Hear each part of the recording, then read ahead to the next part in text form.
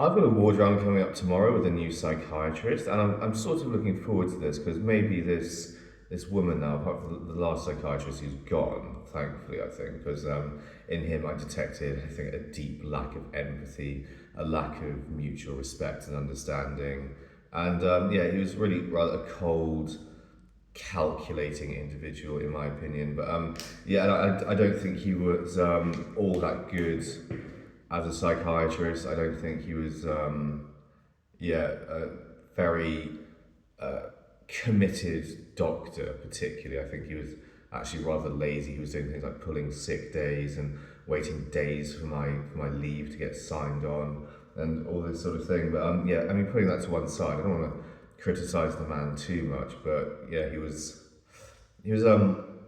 sort of saying, like, that the engineering work I do, like, that's indicative of delusions of grandeur and so on. And I'm just tempted to say, like, well, first of all, like, who are you to say that that's a delusion of grandeur, knowing nothing about engineering, knowing nothing about the possibilities of engineering or the possibilities of technology? And like, for another thing, like, why on my physics work you're trying to say that that's like a delusion of grandeur, and I say, well, like, solving the problem of quantum gravity is physics at its highest level. And I have been studying the subject for 10 years using a variety of resources, both online and offline. And yeah, perhaps I'm wrong also. I wouldn't have said it's a fixed belief necessarily. My idea that gravitational field is an electron density and fundamentally an aspect of the electrical field. But yeah, nonetheless, it's dispiriting to have to, like, encounter people like this who are perfectly willing to engage with their own Dunning-Kruger effect informed thinking about a given topic or whatever, and use that to try and suggest that you're delusional in a sense, as opposed to merely having a strong belief about something that's held. Like, for instance, my physics idea is like it's underpinned by some evidence. There's a good basis in evidence for it. I think. There's evidence, for instance, from proton-proton collisions in particle accelerators where we smash protons together and electrons come out of these interactions. So from that alone, you can sort of hypothesize that perhaps these colliding protons are liberating background electrons that are latent in the background of space. For example, so, like, the term delusion, even within psychiatry, gets bandied about incredibly liberally, and there's an incredible lack of rigor with which that term is invoked, and it can come back to any belief that's not shared by your peers, anything idiosyncratic, which, I mean, means roughly the same thing basically. Anything that might be uncomfortable for a group of people or a stratum of society. Anything that challenges established norms or challenges established thinking, that could be a delusion. So, like, what they want to say is delusion is a class of beliefs that are non-standard very often. But all advancements, for instance, in science, come about from beliefs which are non-standard. That's the point about it. So, on the one hand, not all non-standard thinking is correct. Just because something is off the beaten track doesn't make it correct by default or anything like that, obviously. However, just because something's mainstream and widely believed and is a widely held belief, doesn't also mean that it is correct. That's the other thing. Just because something is within the zeitgeist, is popular, that also doesn't mean it's correct.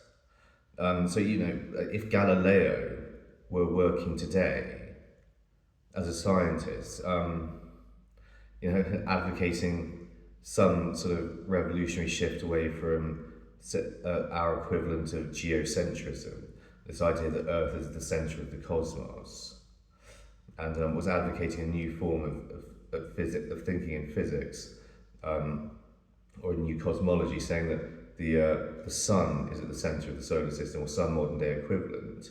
We might well now call Galileo schizophrenic. This is sort of like what's really going on in my case, and this is really why these people are trying to invoke terms like delusion, is because these institutions that are built up in society as really a wing of the justice system, integrated within the noble NHS and our wonderful free at the point of delivery healthcare system. What this is the Inquisition, more or less. This is the thought police of 1984. This is really what's going on. They're saying that you must follow doctrine, dogma, you must believe what everyone else believes. You must not think for yourself.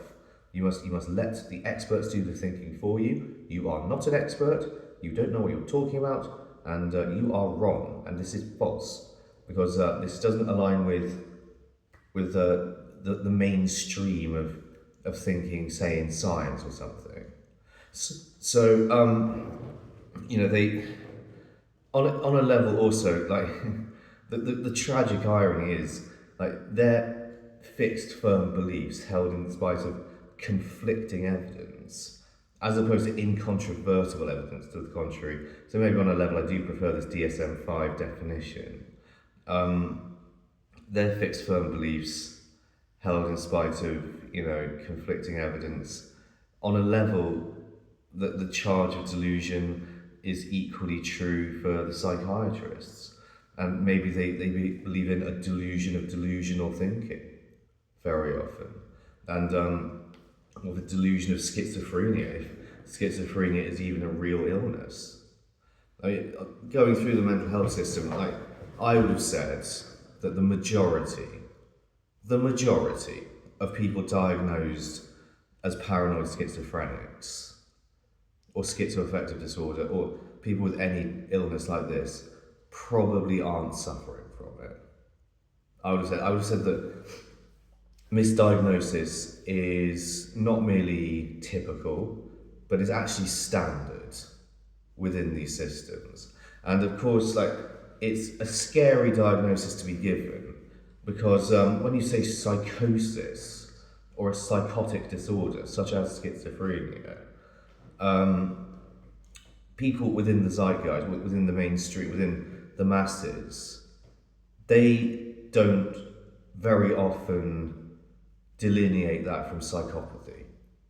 They don't actually know the difference so easily between those two terms, and it's a very effective way of marginalising people, of turning large groups of people against a given person, of turning families against individuals. And what this ends up doing is radically worsening the mental health of the person who's been stigmatised with that label. So what they can then do is poke and prod and push buttons and subtly abuse you, and farm out the subtle abuse to your family members, to emotionally and psychologically abuse you, to engage you in this process of gaslighting and emotional and psychic torture over a protracted period of time. You know, then you'll snap at some point, perhaps do something that makes you sectionable. Into the system you go again for a few weeks or months or whatever. Then you're released, the same process occurs again. They do the same thing over and over again, sectioned, out again, the same process, sectioned, out again. And they want to do this really because it provides them, frankly, with a lot of money. It employs a lot of people. Psychiatrists sit around on very nice big salaries. There's, like, as I've said in other videos, there's maybe one or two people in this hospital who really need to be here. You know, who need to be here, who need round-the-clock care. And I'm just saying, even those people, like, maybe they need, like, a greater degree of liberty, I would have said, rather than these locked doors and no leave and this very carefully controlled environment.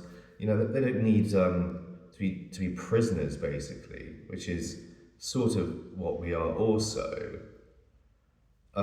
They do need like their own sense of liberty, but like, we don't need like all these staff members for them. What they need really is like a home living situation and a mental health trained carer of some description, a live-in carer for them, so that they, you know, when they become unwell, which they momentarily do, they can be talked around and trusted again. Because like one lady here, like who's in sort of later middle age, she will fly off the handle at times and start making accusations about all sorts of people, saying like she did it to me yesterday, saying for instance I'd hacked her bank account and stolen £1 million out of her bank account, and I personally don't believe she ever had £1 million in her bank account, and that is a true delusion. You know what I mean? That is something that it is incontrovertibly false. It's something I have no capability of being able to do. I have no understanding of the advanced software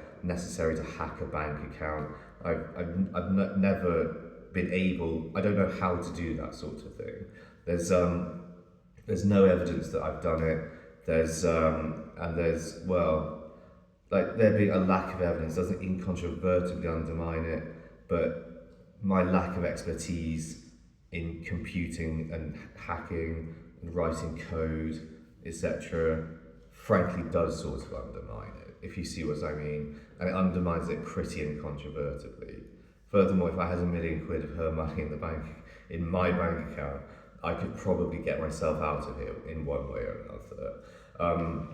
And probably by bribing a magistrate or something just to turn me loose. But that's another point. So the likes of her, like, and she's gotten violent occasionally here. You know, she did to my friend.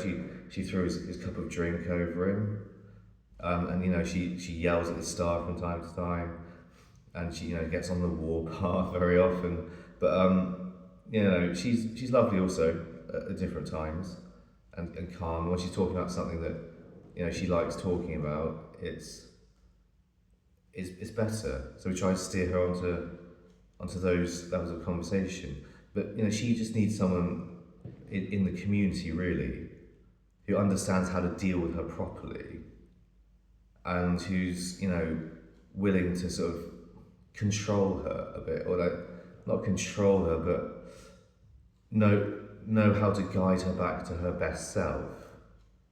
So you need like compassionate individuals, like with high levels of emotional intelligence, and you know, and also to take care of her sort of basic daily needs, and doing that for those sorts of people, like it means we could close these places down more or less, and stop spending, you know, such a huge amount of money on mental health. And it could be a course of treatment that actually improves people's lives.